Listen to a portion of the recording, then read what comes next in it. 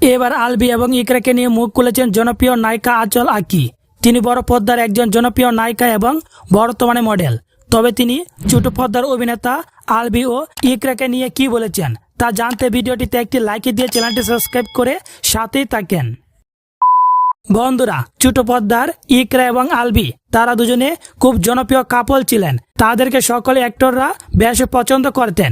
তাদের একটি ছেলে সন্তান রয়েছে যার নাম রিজিক।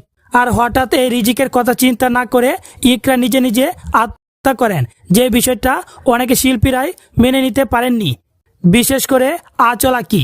তিনি পুষ্টে বলেছেন, এটা কি হলো, আত্মহত্যায় কি সমাধান? হে আল্লাহ, তুমি মাফ করো, এই জুটিটা আমার অনেক ভালো লাগতো। কেন কেন কেন ভালোবাসার সমাপ্তি কি এই বছরেই শেষ করতে হবে? আল্লাহ মাফ করো। অন্যদিকে ছোট পর্দার জনপ্রিয় অভিনেত্রী শায়লার সাথে তিনি বলেছেন, মনটা খারাপ হয়ে গেল ইকরা আপুর মৃত্যুর সংবাদ শুনে। জানি না কেন এমন সিদ্ধান্ত নিলেন তিনি। শুধু ভাবছি কত কষ্ট পেয়েছে মেয়েটা মৃত্যুর আগে। নিজের জীবন নেওয়া এত সহজ নয়। অন্যদিকে অনেক আক্তার বৃষ্টি তিনি বলেছেন, 14 বছর সংসার এরপর কিভাবে একজন হাজব্যান্ড বলতে পারে তোমাকে আমার ভালো লাগে না, তোমার প্রতি আমার কোনো ফিলিংস কাজ করে না। লাইক সিরিয়াসলি, আসলে পুরুষ মানুষ চাই কি?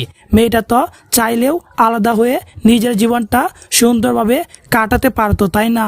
একটা মেয়ে একটা ছেলের কাছে থেকে যত্ন, ভালোবাসা, সম্মান, প্রাধান্য ছাড়া আর কিছুই চায় না। যখন তার মধ্যে কোনোটাই পায় না, তখন কেউ হয়তো সেই ভালোবাসার মানুষটাকে ছেড়ে দেয়, আবার কেউ দুনিয়া ছেড়ে চলে যায়। কোনো সন্তানের মায়া বলে দুনিয়া ছেড়ে দিল, যার জন্য দুনিয়া ছাড়লো সেই মেয়ে নিয়ে নেপালি। হায়রে পুরুষ! অথচ আমরা তাদের সুন্দর চরিত্র ছবি ভিডিও দেখেও ভাবতাম তারা কত হ্যাপি, কিন্তু রিয়েল লাইফ আর রিলস লাইফ আর সবারই আলাদা।